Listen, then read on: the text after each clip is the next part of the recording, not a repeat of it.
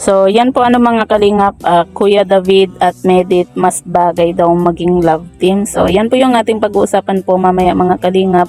Pero bago po natin ipagpatuloy ang video ito, sa mga bago pa lang po sa aking munting channel, huwag po natin kalimutang suportahan ang ama ng kalingap, Kuya Val Santos Matubang at Kalingap Rob. At paunawa, panoorin po muna ang full video bago mag-comment para malaman ang nilalaman nito.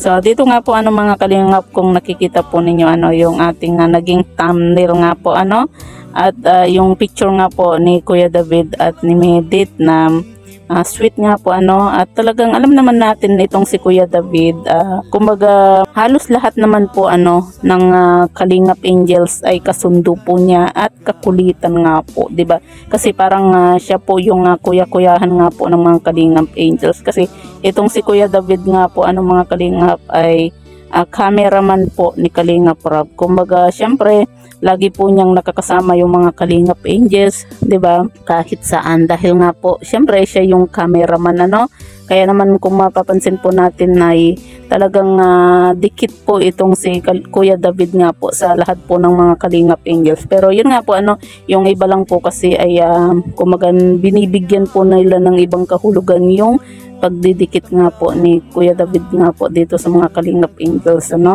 At yun nga po mga Kalingap, sa picture nga po na ito ni Medit at ni Kuya David ay marami nga po ang nagsasabi na mas bagay nga daw po sana silang naging love team.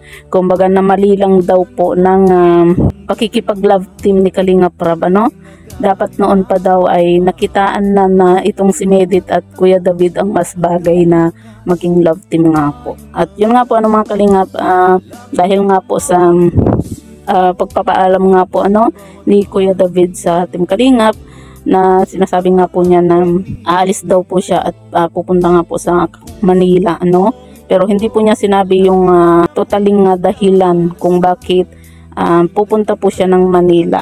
Basta ang sabi lang po niya ay hindi po niya masasabi kung kailan siya babalik or makakabalik pa, 'di ba?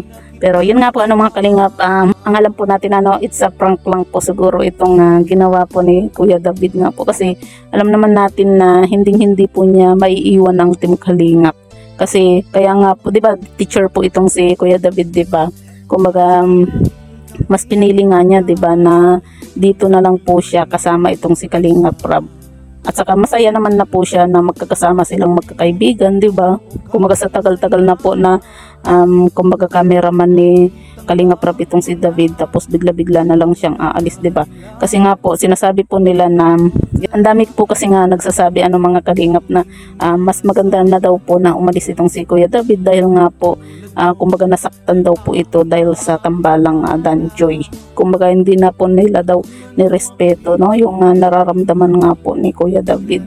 Siguro mga Kalingap, wala naman po siguro nga nangyayaring ganun na nasaktan itong si Kuya David, kasi unang-una po alam po naman niya na love team yung ginagawa ni Kalingap Rob ay love team lang na pampagood vibes lang po at kung sakasakali man po na magkatuluyan bonus na lang po yun, di ba?